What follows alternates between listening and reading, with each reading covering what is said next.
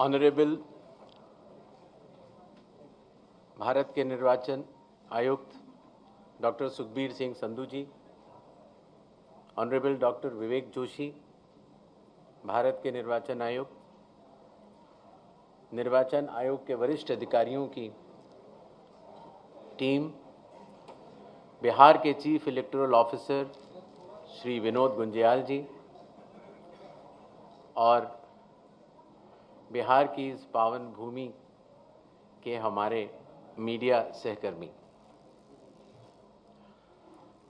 हम सबसे पहले भारत के सभे मतदाता के अभिनंदन करतानी आ विशेष गहन पुनरीक्षण अभियान SIR के सफलतापूर्वक संपन्न करावे खातिर रउआ सभे के कोटि कोटि आभार आ धन्यवाद जतावत बानी।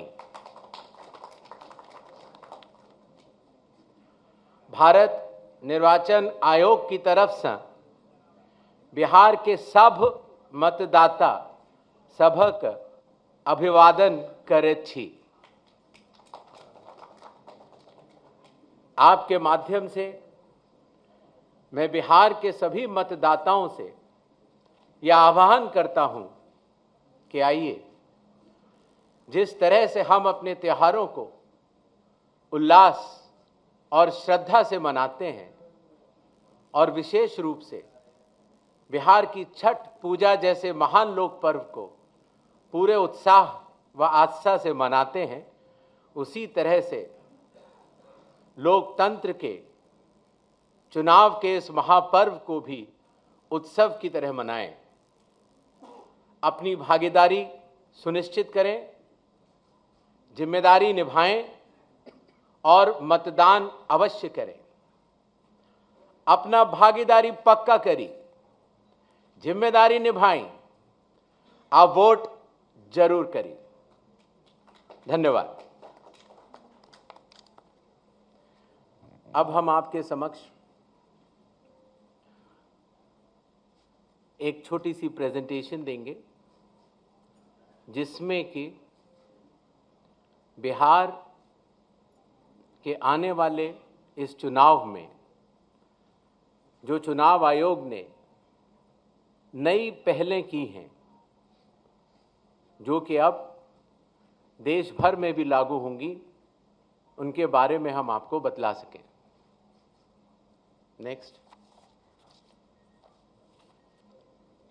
बिहार में 243 जनरल कॉन्स्टिट्यूएंसीज हैं, ST 2, ST 38। नेक्स्ट। बिहार के विधानसभा की कालावधि 22 नवंबर तक समाप्त हो रही है और उसके पहले ही चुनाव संपन्न होंगे। पूरी चुनाव आयोग की टीम पिछले 2 दिनों से बिहार में है। हालांकि इसके पहले भी हमारे वरिष्ठ अधिकारी पूरे बिहार का दौरा कर चुके हैं। आने के बाद सबसे पहले चुनाव आयोग ने बिहार की सभी मान्यता प्राप्त राजनीतिक दलों के साथ बैठक की। बिहार के सभी DM, SP, SSPs, IG, DIGs, commissioners के साथ साथ सभी एनफोर्समेंट एजेंसीज के हेड और नोडल ऑफिसर्स के साथ भी मुख्य निर्वाचन अधिकारी Bihar, state police nodal officer और CAPF के नोडल अधिकारियों के साथ बैठक की और उसके बाद बिहार के मुख्य सचिव, बाकी सचिव के साथ भी बैठक हुई, DGP से के साथ बैठक हुई और अब हम आखिरी चरण में हैं। जो सब कुछ हुआ उसका ब्यौरा आपको देकर फिर हम लोग वापस दिल्ली प्रस्थान करेंगे। नेक्स्ट।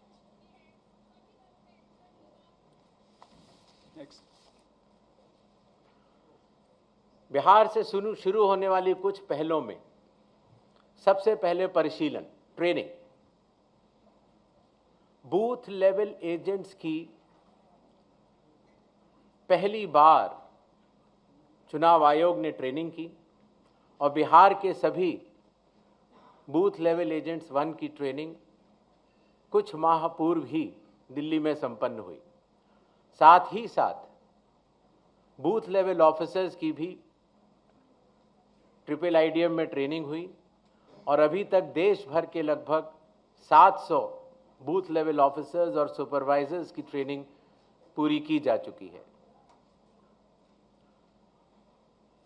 साधारण तौर से पुलिस ऑफिसर्स की ट्रेनिंग जिला या स्टेट में ही होती थी, लेकिन इस बार एक मानक के तौर पर उसको दिल्ली में भी ट्रेनिंग शुरू की गई। मतदाता सूची,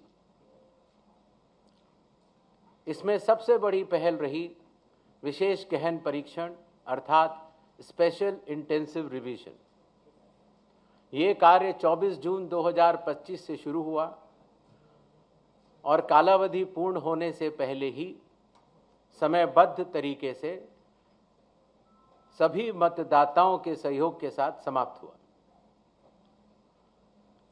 जो बूथ लेवल ऑफिसर्स, निर्वाचक पंजीयक अधिकारी जो इतनी मेहनत के साथ ये कार्य करते हैं, उनके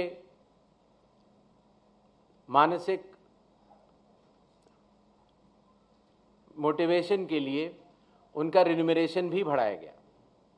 काफ़ी वर्षों के बाद ये पहली बार हुआ और ख़ास तौर से ईआरओज़ और एईआरओज़ को पहली बार ऑनरेडियम देने की व्यवस्था की गई। पहले ये बात सुनने में आती थी कि वोटर कार्ड मिलने में बहुत देरी होती है, इसलिए चुनाव आयोग ने वोटर कार्ड के वितरण की हर चरण की एनालिसिस करते हुए अब उसको 15 दिन के अंदर हमारे मतदाता को मिल जाए, ऐसी व्यवस्था की। बूथ लेवल ऑफिसर्स को जब वो मतदाता के पास जाएं तो मतदाता उनको सुगमता से पहचान पाएं,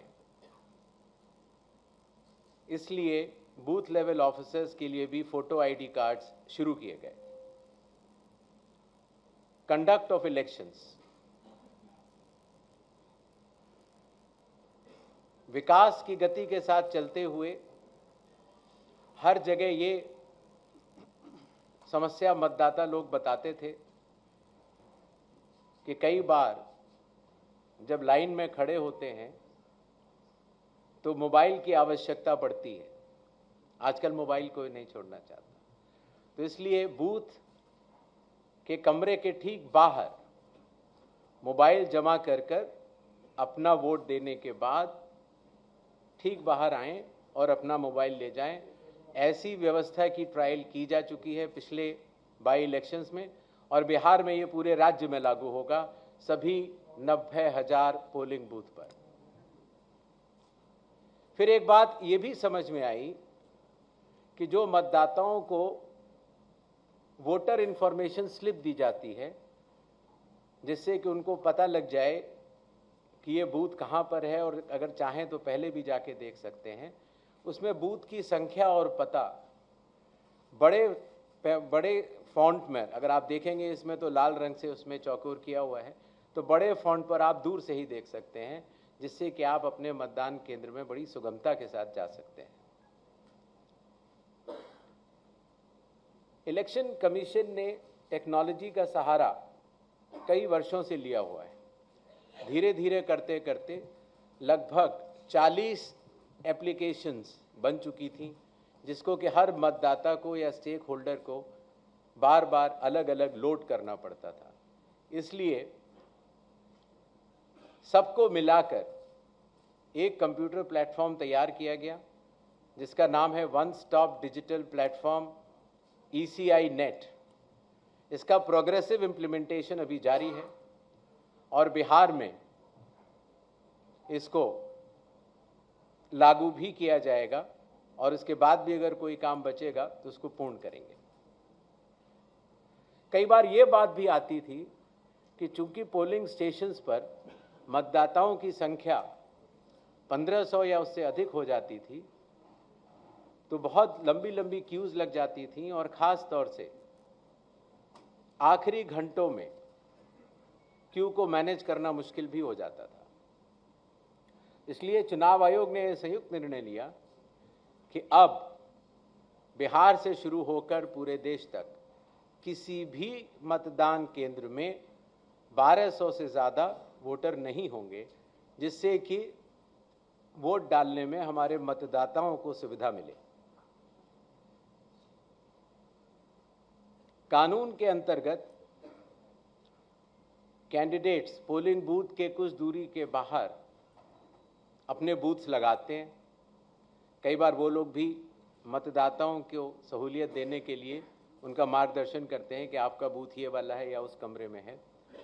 तो पहले ये काफ़ी दूर लगाने की अनुमति होती थी, अब 100 मीटर की दूरी पर पोलिंग स्टेशन से हर प्रत्याशी अपने बूथ लगाने के लिए स्वतंत्र है।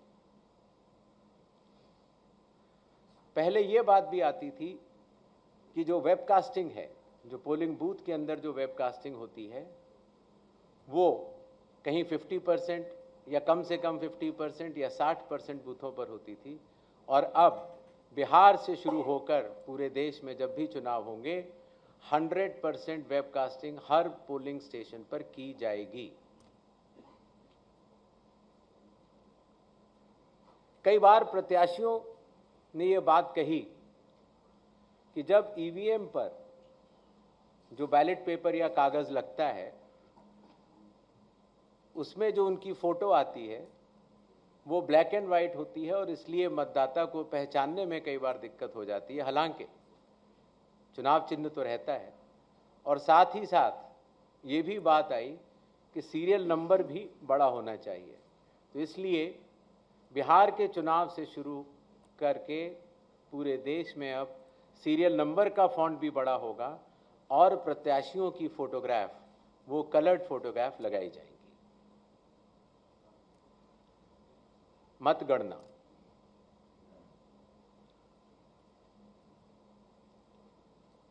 पहले जब वोट्स की काउंटिंग होती थी तो अगर फॉर्म 17C, जिसके बारे में आपको बाद में आगे बताऊंगा, अगर उसमें जो प्रिसाइडिंग ऑफिसर पोलिंग एजेंट्स को देते हैं और ईवीएम की काउंटिंग यूनिट में अगर कोई भी मिसमैच होगा तो ऐसी सभी वीवीपैट की गिनती पूर्णतः की जाएगी।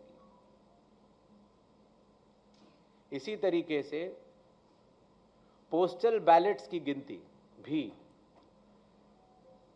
ईवीएम के आखिरी 2 राउंड से पहले पूर्ण करना अनिवार्य होगा और ईवीएम के आखिरी 2 राउंड उसके बाद ही शुरू होंगे। नेक्स्ट,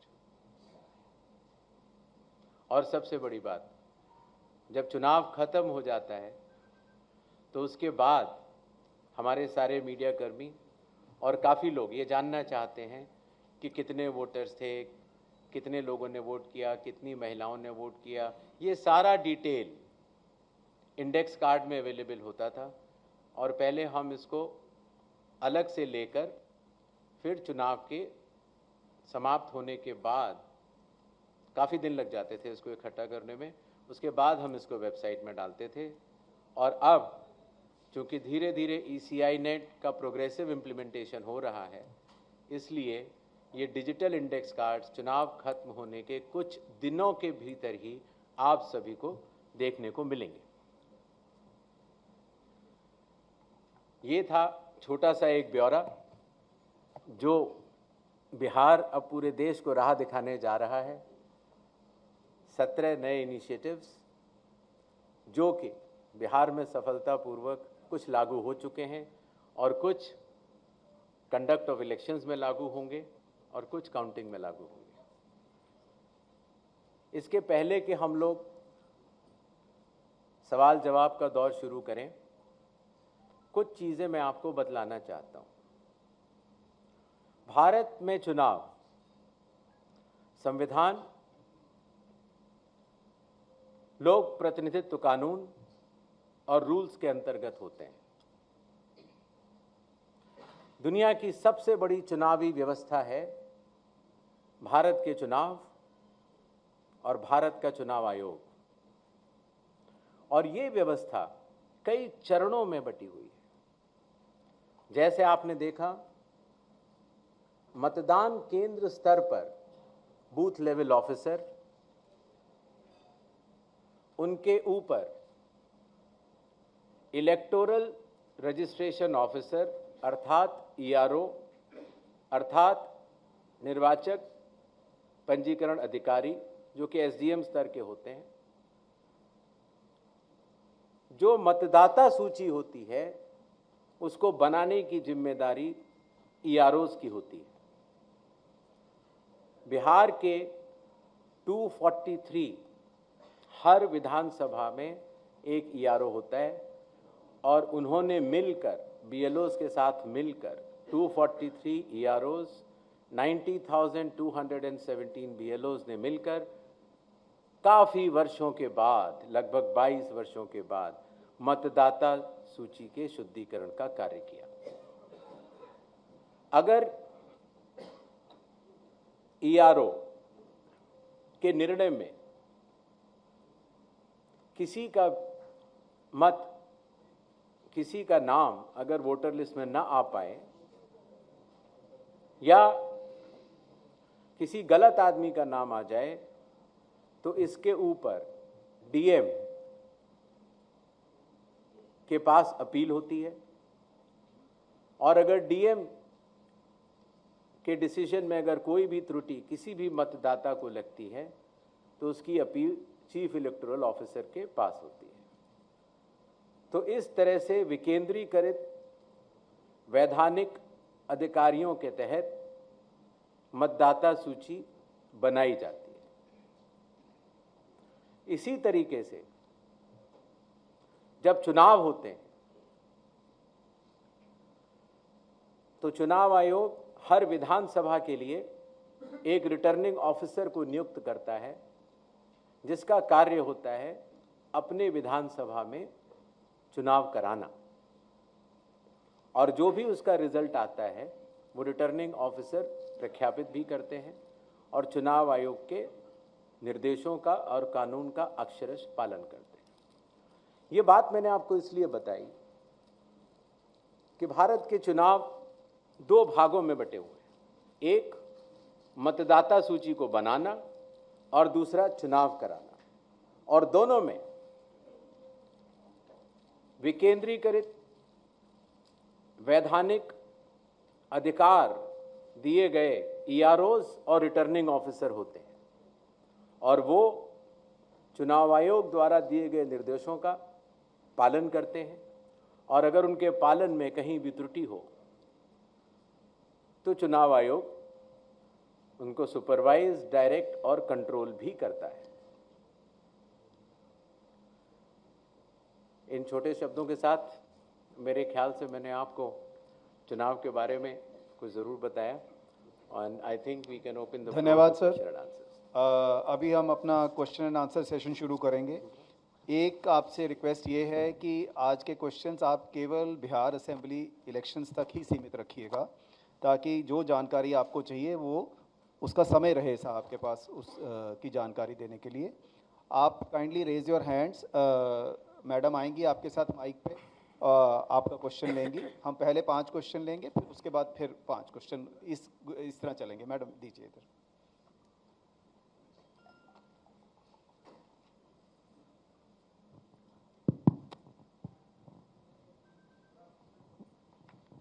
सर, मेरा नाम ब्रजेश मिश्रा है और मैं आईएनएस न्यूज़ एजेंसी से हूँ।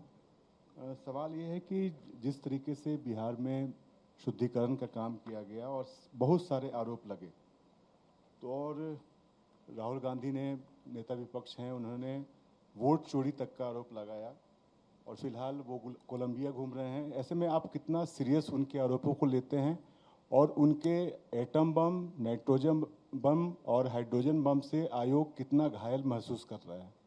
नेक्स्ट क्वेश्चन इधर दीजिए मैम। सर, आपने एसआईआर कराया, लेकिन कई सारे। मेरा नाम मनीष है, मैं डिकोडर से हूँ। आपने SIR बिहार में कराया, इतना बड़ा जाइगेंटिक टास्क था। कई सारे इलेक्शन एक्सपर्ट्स, एनालिस्ट, जिसमें आपके फॉर्मर CEC हैं, उन्होंने कहा कि ये जो पूरा एक्सरसाइज है, इतने बड़ा एक्सरसाइज इलेक्शन बाउंड स्टेट में 4 महीने पहले कराना, ये इलेक्शन कमीशन का इनकम्पिटेंस है, उन्होंने ऑन रिकॉर्ड कहा। दूसरे कई लोगों ने कहा कि ये 50 सालों में चुनाव आयोग के द्वारा सबसे वर्स्ट डिसीजन था। कुछ लोगों ने ये भी कहा कि ये incompetence plus kindly motivated question. Decision Question इसलिए पूछिए, रहा please. कि इसमें कुछ सेक्शंस ऑफ द सोसाइटी को जानबूझकर एक्सक्लूड करने की कोशिश की गई। So what is your response to, how do you respond to this charges of incompetence plus motivated decision? दूसरा मेरा एक ये है कि Kindly, आपने please, let's restrict to one question. We'll come back to you. No problem. इधर दीजिए, ये साहब बैठे। सर, मेरा नाम शशि भूषण है, मैं प्रभात खबर अखबार से हूँ। सर, मेरा सवाल है कि बिहार के जो प्रतिपक्ष के नेता हैं, उनका आरोप है कि एक ही घर में कई कई मतदाताओं के नाम शामिल किए गए हैं। तो ये जो हाउस लिस्टिंग का काम है, क्या इसमें सुधार होगा या वैसे ही रहेगा? दूसरा सर ये है कि फॉर्म 70C, इसको लेकर क्या है कि क्या जो पहले वोटर एजेंट जो पॉलिटिकल पार्टी के चले जाते हैं, तो उनकी क्या बाध्यता रहेगी कि वो लेकर और हस्ताक्षर करके ही वहाँ से जाए? Next question. और इसी से एक जुड़ा हुआ है सर, एक और जुड़ा हुआ शशि है जी, आप काइंडली ऐसे। सर, मॉक पोल को लेके क्या जितने पॉलिटिकल पार्टी भाग लिए हैं और जो नहीं लिए हैं, क्या उनका ब्यौरा आप जारी करेंगे? Sir, good morning, Kaushalendra Mishra from Hindustan newspaper. Sir, मेरा सवाल एक है कि बिहार चुनाव हो या देश के कहीं भी चुनाव होते हैं, एक पैरामीटर फिक्स है कि प्रत्येक उम्मीदवार सर्टेन अमाउंट ही खर्च कर पाएगा, लेकिन हकीकत में वैसा होता नहीं है। तो इसको मॉनिटर करने के लिए कोई सख्त कदम CEC उठाएंगे? और दूसरा सर, एक सवाल है। You will have to repeat the question. Sir, सवाल ये था कि एक पैरामीटर फिक्स है कि 40 लाख विधानसभा में खर्च कर पाएंगे उम्मीदवार, तो उससे अमूमन एक्सीड ही करता है, ये नॉन फिगर है, ये बातें हैं। तो इसको मॉनिटर कैसे सुनिश्चित कराएंगे आपकी लिमिट में वो खर्च हो? दूसरा सर, एक इसी से जुड़ी हुई सवाल है कि हमारे कई उम्मीदवार हैं, कई पॉलिटिकल पार्टियां मान्यता प्राप्त आपके यहाँ से हैं, जिनके उम्मीदवार बहुत पुअर बैकग्राउंड से आते हैं, उन पे छोटे मोटे अपराध के मामले भी होते हैं। तो क्या वैसे उम्मीदवारों के लिए जो 3 अखबारों में या ये पब्लिश करने की बाध्यता है, उसमें भी कोई आप रिलैक्सेशन देने जा रहे हैं? Thank you. हाँ जी, बताइए। सर मैं रजनीश जी, बिहार झारखंड से। और सर, एक सवाल है कि जो बिहार सरकार अभी जो गणना कराई थी यहाँ पे, उसमें सेक्स रेशियो जो है 914 था प्रति 1000 पुरुष पे महिलाओं की जो संख्या, और अभी आपकी ओर से जो SIR हुआ है तो उसमें ये संख्या घट गई है। तो क्या महिलाओं के नाम कटे हैं ज़्यादा या फिर जुड़ नहीं पाए हैं प्रॉपर? इसमें जो अंतर है, इसमें क्या वजह है? Sir, Brajkishore Dubey. Sir, Brajkishore Dubey. Please अभी आंसर लीजिए, फिर नेक्स्ट राउंड में। सर, एक सवाल ले लिया जाए। आते हैं हम, नेक्स्ट राउंड में आते हैं आपके पास, नो प्रॉब्लम। सबसे पहले 17C के बारे में मैं बताना चाहूंगा। मॉक पोल और 17C, हर मतदान केंद्र पर मतदाताओं द्वारा मतदान होने से पहले एक मॉक पोल होता है, और मॉक पोल में प्रत्याशियों द्वारा नामित पोलिंग एजेंट्स के समक्ष EVM और VVPAT, EVM में पोलिंग की जाती है और VVPAT से उसका मिलान किया जाता है। मॉक पोल करना आवश्यक होता है जिससे कि पारदर्शिता का अनुभव हमारे प्रत्याशियों के पोलिंग एजेंट्स भी कर सकें।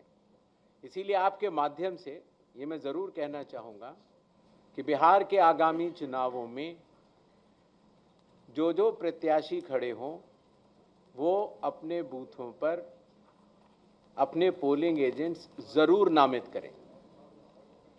इसी तरीके से जब मतदान पूर्ण हो जाता है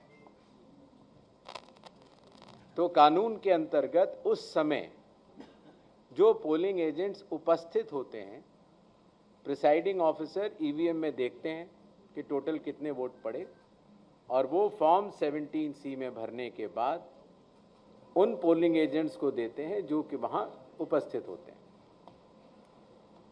तो आपके माध्यम से आगामी प्रत्याशियों को भी मैं ये कहना चाहूँगा कि अपने पोलिंग एजेंट्स को मतदान शुरू होने से पहले पहुँचे, मॉक पोल अपने आंखों के सामने देखें और उसी तरीके से मतदान पूर्ण होने पर प्रिसाइडिंग ऑफिसर से अपना फॉर्म 17C लेकर आएं। इस बात का जवाब मैं पहले दे चुका हूं कि जिन लोगों के पास अपने घर नहीं होते या जिन लोगों को पंचायत या म्यूनिसिपैलिटीज़ ने कोई घर का नंबर नहीं दिया होता है, तो या तो आसपास के घर का नंबर देते हैं और या कई बार शून्य लिख देते हैं। इसीलिए इसमें विचलित होने की कोई बात नहीं है, क्योंकि जब बूथ लेवल ऑफिसर किसी भी व्यक्ति का इन्यूमरेशन फॉर्म लेता है तो उसके ऊपर दावे और आपत्ति जताने के लिए हर पॉलिटिकल पार्टी के बूथ लेवल एजेंट्स मौजूद होते हैं। और मुझे आपको बताते हुए बड़ी खुशी हो रही है कि बिहार एक ऐसा राज्य है जहां पर 1,60,000 से भी ज़्यादा बूथ लेवल एजेंट्स राजनीतिक दलों ने नामित किए। जहां तक स्पेशल इंटेंसिव रिवीजन चुनाव के पहले कराए जाने के निर्णय की बात है, तो अगर आप लोक प्रतिनिधित्व कानून के हिसाब से अगर चलेंगे तो रिवीजन हर चुनाव के पहले चुनाव आयोग को कराना लॉफुल है और लॉ के अंतर्गत कराना ही होता है। किसी का ये कहना कि रिवीजन चुनाव के बाद होना चाहिए वो न्याय संगत नहीं। एक और विषय आया कि जब हमारे बूथ लेवल ऑफिसर्स ने घर घर जाकर मतगणना के फॉर्म्स की भरवाई की और ड्राफ्ट सूची में जिन लोगों का नाम आया 1 अगस्त 2025 को, और उसके बाद सभी राजनीतिक दलों को, सभी बूथ लेवल एजेंट्स को 1 अगस्त से लेकर पहले 1 सितंबर तक अपने दावे और आपत्ति, अर्थात अगर किसी का नाम छूट गया है तो बताने की पूर्ण स्वतंत्रता थी। अखबारों में ऐड दिए गए और इसी तरीके से अगर किसी अयोग्य आदमी का नाम अंदर चला गया है तो फॉर्म 7 भरने के बाद उसका नाम कटवाने की अर्जी देने के लिए कहा गया। ये कार्य 1 सितंबर को पूर्ण हुआ। चूंकि शायद और वास्तव में हमारे बूथ लेवल ऑफिसर्स ने काफ़ी अच्छा काम किया था, तो बहुत अधिक न तो दावे आए न आपत्तियां आईं, और अगर आईं भी तो लोगों ने अपना नाम कटवाने के लिए दी, शायद क्योंकि उन्हें तब तक इस बात का काफ़ी अवेयरनेस हो चुकी थी कि आपका वोट सिर्फ एक जगह होना चाहिए, किसी एक असेंबली कॉन्स्टिट्यूंसी में ही हो सकता है। 1 सितंबर के बाद नॉमिनेशन के लास्ट दिन से 10 दिन पहले तक अभी भी समय मौजूद है। अगर किसी भी व्यक्ति को, किसी भी राजनीतिक दल को ये लगता है कि कोई योग्य मतदाता छूट गया है या किसी अयोग्य मतदाता का नाम मतदाता सूची में है, तो वो अपने दावे और आपत्ति जारी कर सकता है और उनके द्वारा मिले हुए दावे और आपत्तियां ERO लेवल पर उनका निस्तारण किया जाएगा और नॉमिनेशन का प्रोसेस खत्म होने के बाद चुनाव खत्म होने तक फिर वो सूची फ्रीज हो जाती है। अभी समय बाकी है। जहां तक खर्च की लिमिट की बात है, खर्च की लिमिट के इंस्ट्रक्शंस चुनाव आयोग द्वारा जारी किए जा चुके हैं। हर जिले में एक एक्सपेंडिचर ऑब्जर्वर की भी नियुक्ति की गई है, जो कि राजस्व सर्विसेज से होंगे और वो एक्सपेंडिचर का लेखा ब्यौरा रखेंगे। क्रिमिनल रिकॉर्ड के लिए कोई छोटा बड़ा नहीं है। आप कैसे भी प्रत्याशी हों, कमीशन के निर्देशों के अनुसार जो भी प्रक्रिया का पालन करना है आपको अखबार में बताना है या पब्लिक को बताना है कि ये क्रिमिनल रिकॉर्ड है, वो बताना अनिवार्य है।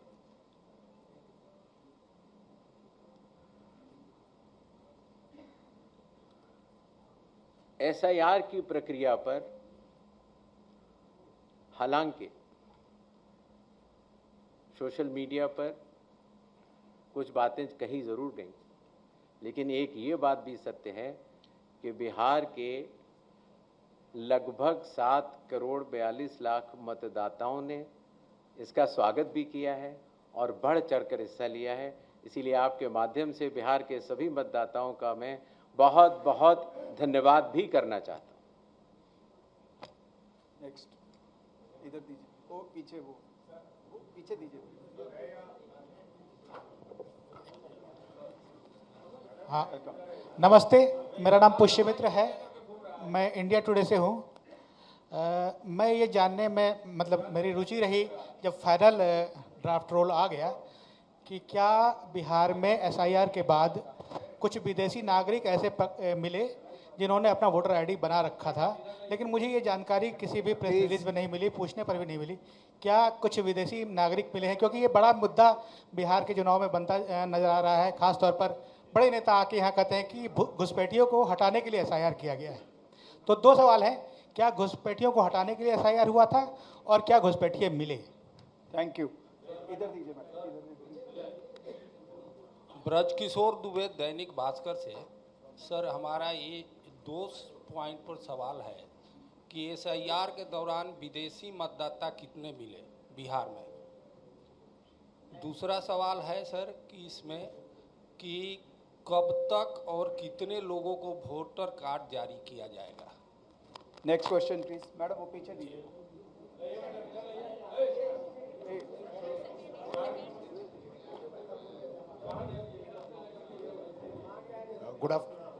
Good afternoon please. Good afternoon. देखिए, will come to you please. Good afternoon Gyanesh ji, मैं प्रभाकर कुमार हूँ, एनडीटीवी न्यूज़ चैनल से।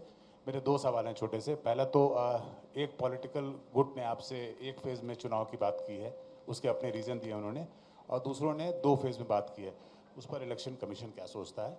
दूसरा, एक पर्टिकुलर नेशनल पॉलिटिकल पार्टी ने आपसे निवेदन किया है कि महिलाओं को बुर्का में चुनाव बूथ पे ना जाने दिया जाए, अगर वो जाएं तो उन्हें उनका बुर्का हटा के चेक करना चाहिए। ऐसी आपके पास रिक्वेस्ट आई थी कल आपकी मीटिंग में।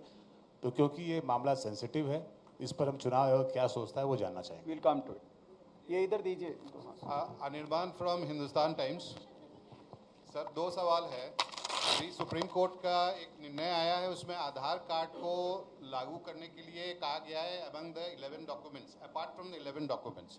ये क्या इलेक्शन कमीशन जब पैन इंडिया एसआईआर करेगी तो Aadhaar will be one of the documents included? And few political parties have also demanded that 3.66 lakh people deleted from the final rolls, they should be published in the public domain. So will the commission do it? वो पीछे दे दीजिए, पीछे वो हाथ खड़ा किया।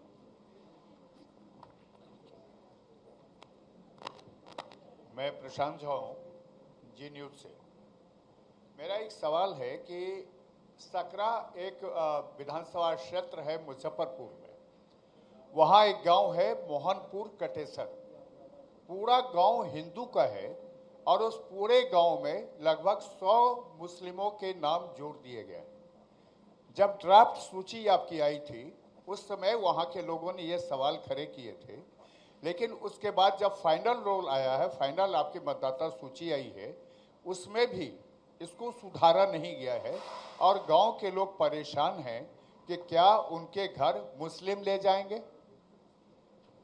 Sir, we'll come to back. We'll next round, please, sir. जैसा कि हमने आपको नई पहलों में बताया था, वोटर कार्ड,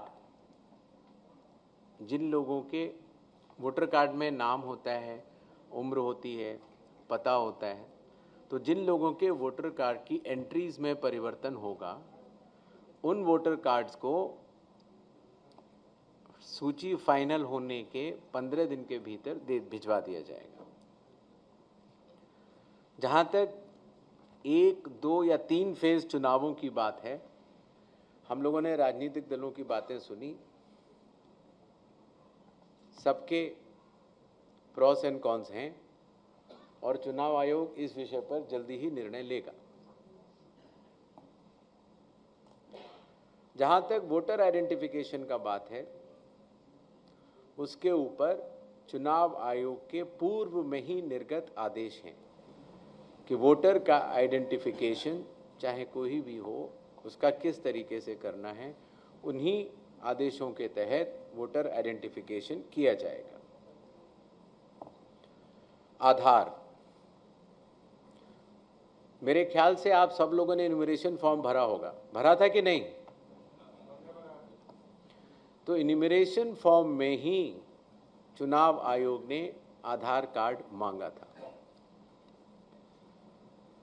आधार एक्ट के तहत भी और लोक प्रतिनिधित्व कानून 1950 की धारा 26 के तहत भी आधार नंबर देना अनिवार्य नहीं होता, वो ऑप्शनल होता है। आधार का जो होल्डर होता है उसके ऊपर निर्भर करता है। आधार कार्ड आधार एक्ट के तहत भी न तो जहां आप रहते हैं उसका प्रमाण होता है और न नागरिकता का प्रमाण होता है। ये सेक्शन 9 आधार एक्ट का इस विषय में स्पष्ट है। अगर आपने किसी ने भी 2023 के बाद अगर अपना आधार बनवाया हो या 2023 के बाद अगर आपने डाउनलोड किया हो, तो आधार कार्ड स्वयं माननीय सुप्रीम कोर्ट के कई आदेशों के अंतर्गत यह भी कहता है कि आधार कार्ड जन्म तिथि का प्रमाण नहीं है। अर्थात सुप्रीम कोर्ट के आदेश के अनुसार और आधार एक्ट के तहत आधार न तो जन्म तिथि का प्रमाण माना जा सकता है, न आपके रहने की जगह का प्रमाण माना जा सकता है और न नागरिकता का प्रमाण माना जा सकता है। माननीय सुप्रीम कोर्ट ने ये ज़रूर कहा और हम उस आदेशों का पालन भी कर रहे हैं कि आधार कार्ड लेना चाहिए।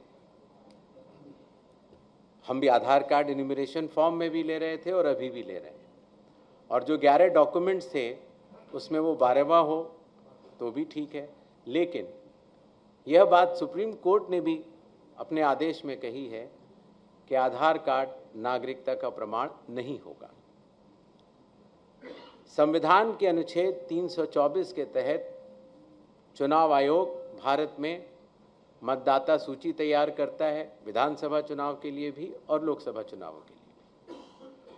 और संविधान के अनुच्छेद 326 के अनुसार किसी भी मतदाता की पात्रता की पहली शर्त है कि वो भारत का नागरिक हो, उस बूथ के आसपास का निवासी हो और 18 वर्ष के ऊपर। तो 18 वर्ष के ऊपर की आयु का प्रमाण आधार नहीं होता। जिस इलाके में आप रहते हैं, जहां आपकी रिहाइश है, जो पता आपका आधार कार्ड में लिखा होता है, वो आधार एक्ट के अनुसार वो उसका प्रमाण नहीं होता। आधार एक्ट का सेक्शन 9 ये कहता है कि आधार नागरिकता का प्रमाण नहीं है। आधार पहचान का प्रमाण है और पहचान भी आवश्यक है कि आप हैं, और आधार आवश्यक भी है पहचान के लिए। इसीलिए माननीय सुप्रीम कोर्टों के आदेशों के तहत और आधार एक्ट के तहत जो भी मतदाता अपना आधार देगा वो चुनाव आयोग स्वीकार करेगा, लेकिन पात्रता चूँकि माननीय सुप्रीम कोर्ट ने भी कहा है कि वो नागरिकता का प्रमाण नहीं है, पात्रता के लिए अन्य दस्तावेजों की आवश्यकता पड़ सकती है। जहाँ तक मोहनपुर गांव में एक विषय भाई ने रेज़ किया था, तो मैं सीईओ बिहार से कहना चाहूँगा कि इसकी जांच करवा लें कि इसकी सत्यता क्या है, और जो भी पारदर्शी तरीके से उस सत्यता का क्रियान्वयन हो सकता है उसको समय परिधि के भीतर कर दें, नॉमिनेशन के 10 दिन से पहले। एक और विषय आया कि कितने नाम कटे। जितने भी नाम कटे आप सबको पता है।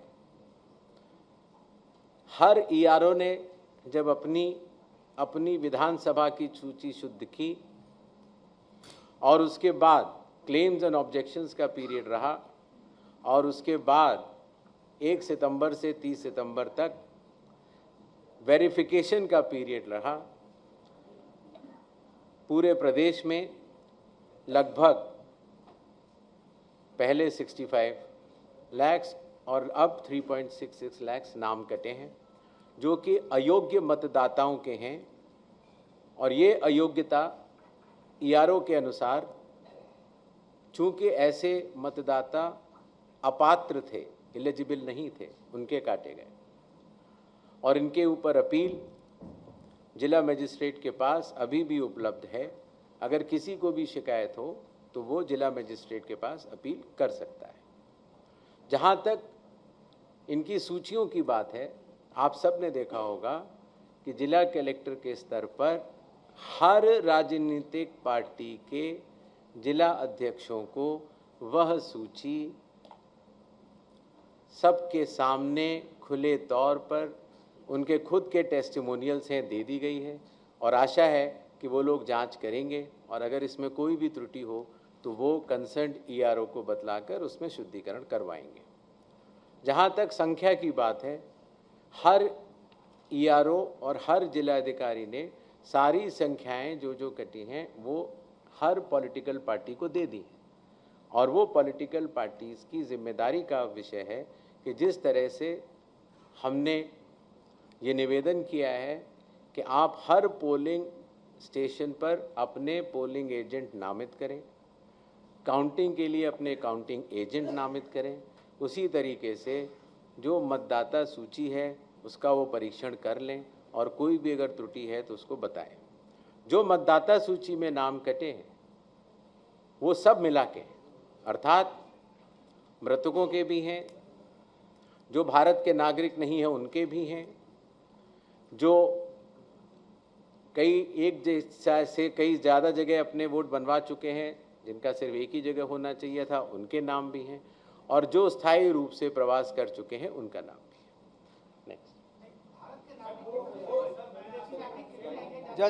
जस्ट अ मिनट मैडम, नहीं ऐसे मत कीजिए प्लीज, ऐसे नहीं, ऐसे मैं आता हूँ आपके पास आता हूँ, प्लीज बैठिए। प्रणाम सर। मैं हर ईआरओ के पास से वो डेटा मिलता है। मैंने आपको बताया था कि जिस तरीके से मतदाता सूची तैयार करने की जिम्मेदारी ईआरओ की होती है, तो ये सवाल हर विधानसभा क्षेत्र में हर ईआरओ और हर जिले का हर जिला कलेक्टर जानता है। Since the commission has to take a flight right away, I think. प्रणाम सर, मैं Raman Shukla Thank you so much. से।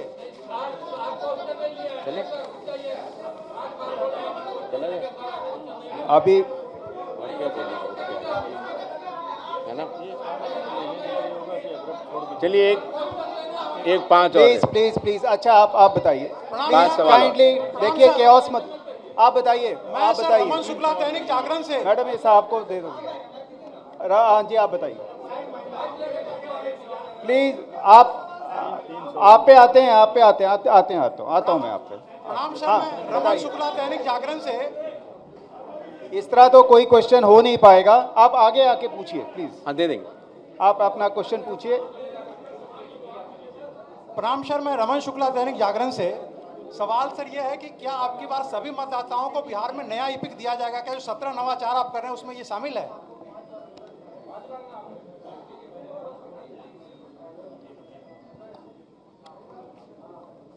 सर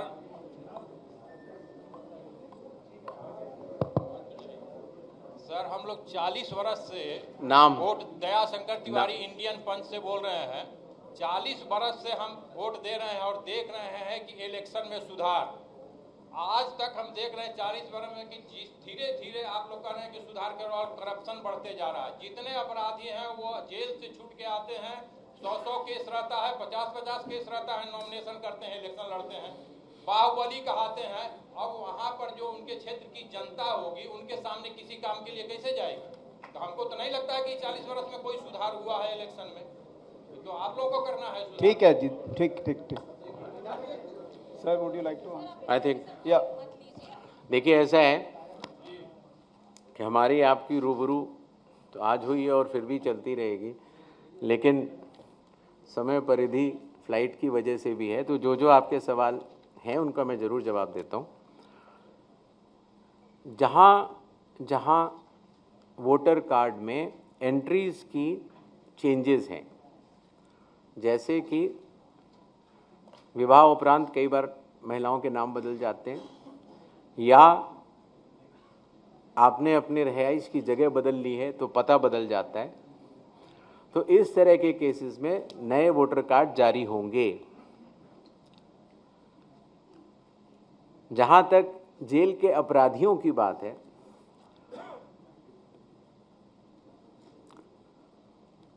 संविधान का अनुच्छेद 326 ये कहता है कि संसद द्वारा पारित कानून के अंतर्गत अगर कोई भी अपराधी जिसकी लिमिट कानून द्वारा निर्धारित होती है, उसमें से कुछ लोग चुनाव लड़ने के लिए अलाउड होते हैं। अगर छोटा अपराध होता है और बड़ा होता है तो अलाउड नहीं होता है। तो उस कानून के अनुपालन में ही चुनाव आयोग ये निर्धारित करता है कि कौन अब चुनाव लड़ सकता है और कौन नहीं। एक विषय पूछा गया कि महिलाओं की संख्या के बारे में, तो जो इन्यूमरेशन का प्रोसेस है उसमें इन्यूमरेशन फॉर्म सभी को दिए गए, चाहे वो हमारी सम्मानित महिलाएं हों, चाहे वो हमारे सम्मानित पुरुष हों। और आज भी अभी भी अगर किसी भी मतदाता, चाहे वो महिला हो या पुरुष हो, अगर उनका नाम या तो छूट गया है या अयोग्य किसी भी व्यक्ति का नाम आ गया है, तो नॉमिनेशन की तारीख से 10 दिन पहले अगर आप ERO को फॉर्म 7 या फॉर्म 6 भरेंगे तो उसमें सुधार किए जाने की अभी भी गुंजाइश है।